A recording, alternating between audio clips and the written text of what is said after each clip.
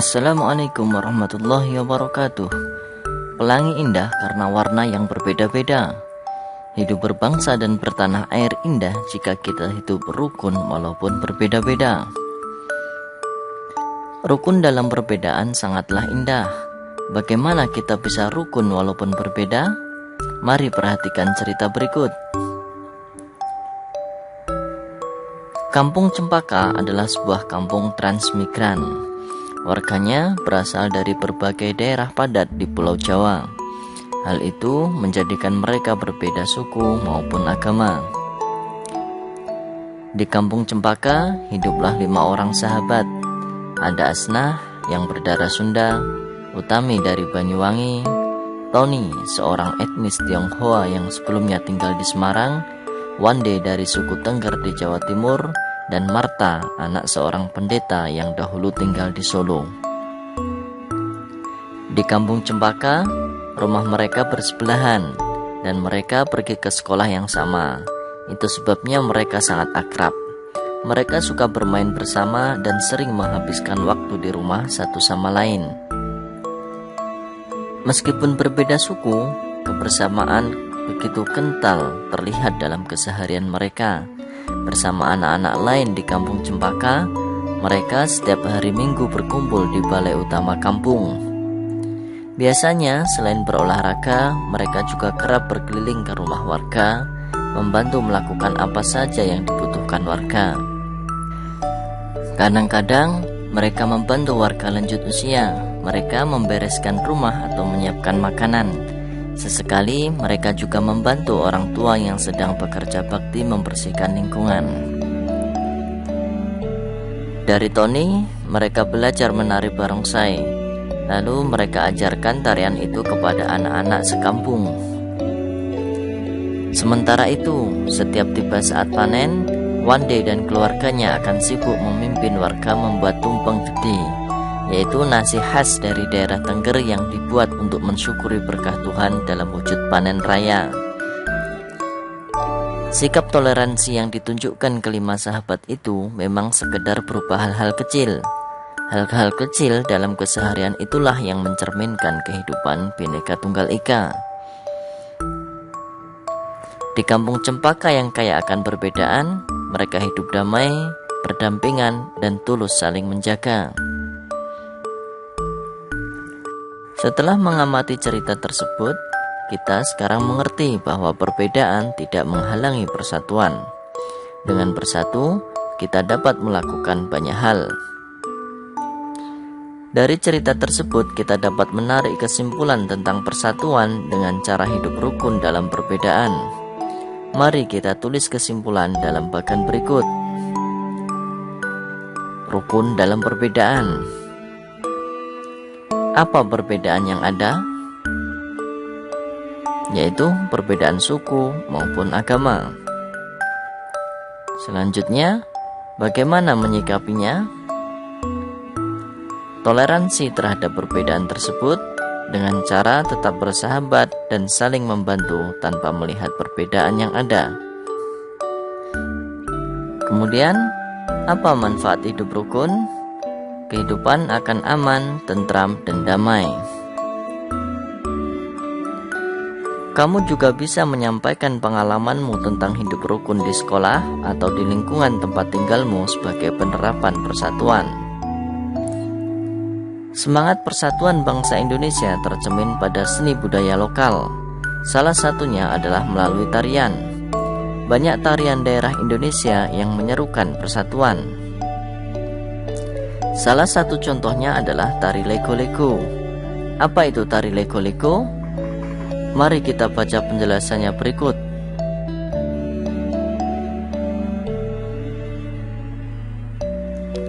Lego-lego, tari adat Alor bermakna persatuan. Tari adat adalah salah satu kekayaan budaya yang disampaikan secara turun-temurun dari nenek moyang. Tarian adat kerap memiliki pesan dan makna yang luhur. Salah satunya adalah pada tari lego-lego dari Kabupaten Alor, Nusa Tenggara Timur. Tarian ini ditunjukkan untuk mengajak masyarakatnya bersatu membangun kampung dan negeri. Pada masing-masing kawasan di Kabupaten Alor, terdapat gaya tari dan nyanyian yang berbeda-beda. Namun formasinya tetap sama, yaitu lingkaran. Masing-masing nyanyian dan pantun yang diungkapkan saat menari memiliki arti serta harapan yang berbeda-beda. Beberapa literatur menyatakan bahwa tarian ini sempat menjadi tari perang. Sekarang, tarian ini lebih sering digunakan untuk menyambut tamu. Tamu disambut oleh masyarakat yang dituakan, lalu diajak menuju sebuah pohon besar yang rindang dengan beberapa warga perempuan yang berpegangan tangan mengelilingi pohon. Tamu dipersilahkan untuk ikut serta dalam tarian tersebut. Dengan gerakan kaki yang diatur sedemikian rupa, penari akan bergerak mengitari pohon. Pada saat yang sama, sirih pinang dan minuman sopi ditawarkan. Gerakan kaki dan nyanyian di masing-masing daerah bisa saja berbeda. Namun, bentuk formasi lingkaran dan komponen tradisionalnya tetap sama. Di dalam lingkaran, ada 3 lelaki yang memiliki tugas berbeda. Ada pemukul gong yang nadanya akan digunakan untuk menghitung langkah penari. Kemudian ada seorang lelaki yang bernyanyi sekaligus mengucapkan pantun. Dan seorang lagi bertugas membagikan sirih pinang serta minuman sapi. Selain menjadi identitas setiap suku, tarian ini menjadi salah satu identitas pemersatu masyarakat Alor yang punya mimpi agar masyarakat dan pendatang terus bersatu membangun kampung serta negeri. Tarian lego-lego ini sangat menarik, bukan? Setiap tari tradisional terdiri atas penari yang melakukan tarian secara perorangan, berpasangan, atau berkelompok. Kegiatan menari lebih dari 1 orang, apalagi berkelompok dalam jumlah yang cukup besar, membutuhkan kekompakan. Posisi dalam menari perlu diperhatikan oleh seorang penari. Pengaturan posisi ini disebut dengan pola lantai. Seorang penari harus memperhatikan perpindahan, pergerakan, dan pergeseran posisi saat menari. Pola lantai adalah pola denah yang harus dikuasai oleh seorang penari dan berfungsi untuk membuat posisi dalam sebuah ruang gerak. Mari kita perhatikan jenis-jenis pola lantai berikut ini. Yang pertama, pola lantai vertikal atau lurus. Tari klasik banyak menggunakan pola lantai vertikal. Penari membentuk garis vertikal, yaitu garis lurus dari depan ke belakang atau sebaliknya. Pola lantai ini memberikan kesan sederhana tetapi kuat. Misalnya tari Yuspan Papua, tari Serimpi Jawa Tengah, tari baris Cengkedan Bali. Yang kedua ada pola lantai diagonal, yaitu penari berbaris membentuk garis menyudut ke kanan atau ke kiri. Misalnya tari gending Sriwijaya Sumatera Selatan. Dan yang ketiga ada pola lantai garis melengkung. Penari membentuk garis lingkaran. Tari rakyat dan tari tradisional banyak menggunakan pola ini. Pola lantai ini memberi kesan lemah dan lembut. Misalnya tari Mak Badong Toraja Sulawesi Selatan dan tari Randai Sumatera Barat. Kamu bisa mempraktekkan pola lantai satu tarian bersama kelompokmu dan menuliskan langkah-langkahnya. Kamu juga bisa menambah gambar pola lantai tersebut. Kamu baru saja mencoba pola lantai dalam menari. Kerjasama yang baik harus dimiliki oleh seorang penari agar menghasilkan tarian yang indah. Perbedaan yang dimiliki oleh para penari tidak boleh menghalangi semangat persatuan dalam menghasilkan tarian yang indah. Selanjutnya, mari kita bantu Didit mencari jawaban dari persoalan berikut. Didit adalah adik Siti. Ia baru saja membeli kue. Namun, ia sangat kecewa karena ukuran kue yang dibelinya tidak sesuai harapannya. Didit menunjukkan kuenya kepada kakaknya. Ukuran kue Didit yang dibelinya adalah 1/4. Ia heran mengapa besaran kuenya lebih kecil dari ukuran kue yang 1/2. Tahukah kamu mengapa itu bisa terjadi? Untuk menyelesaikannya, maka kita harus membandingkan besaran antara 1/4 dengan 1/2. Nah, berikut adalah gambaran satu kue utuh. Selanjutnya, untuk mengetahui gambaran ukuran kue yang 1/4, maka satu kue utuh dibagi menjadi 4 bagian yang sama. Begitu juga dengan ukuran kue yang 1/2, maka ukurannya adalah satu kue utuh dibagi menjadi 2 bagian yang sama. Selanjutnya, untuk mengetahui mengapa ukuran kue didit yang 1/4 lebih kecil daripada ukuran kue yang 1/2, maka sekarang kita bandingkan antara ukuran kue yang 1/4 dengan ukuran kue yang 1/2. Di sini terlihat jelas ukuran kue yang 1/4 lebih kecil dibanding dengan ukuran kue yang 1/2. Sehingga pertanyaan Didit yang membuat Ayah heran mengapa besaran kuenya lebih kecil dari ukuran kue yang 1/2 sudah terjawab. Selanjutnya, bantulah Didit mengurutkan bilangan berikut ini dari yang terkecil ke yang terbesar. 2 1/4, 9/4, 6/4, 3 1/4, 11/4, dan 1 2/4. Untuk mengurutkan bilangan ini, maka kita buat gambarannya dulu. Gambaran dari 2 1/4 adalah 2 kue utuh tambah ukuran 1/4 dari kue. Selanjutnya, gambaran dari 9/4 kue, maka sebelum kita membuat gambarannya, kita sederhanakan dulu.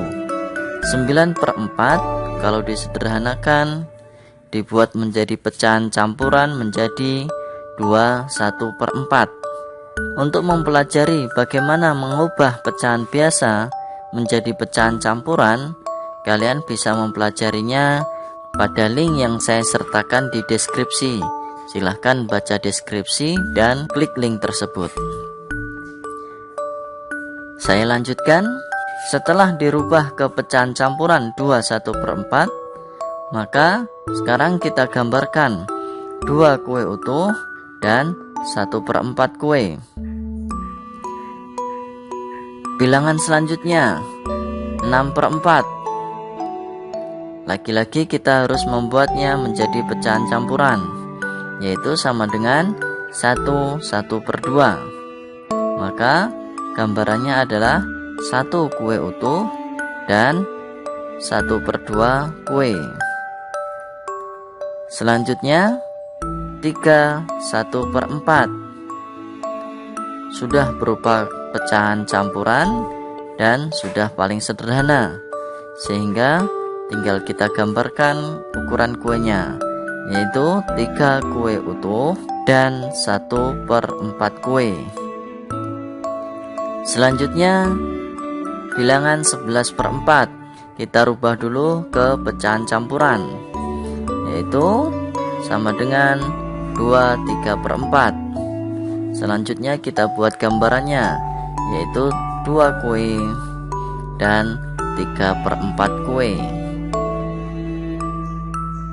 Berikutnya yang terakhir 1 2/4.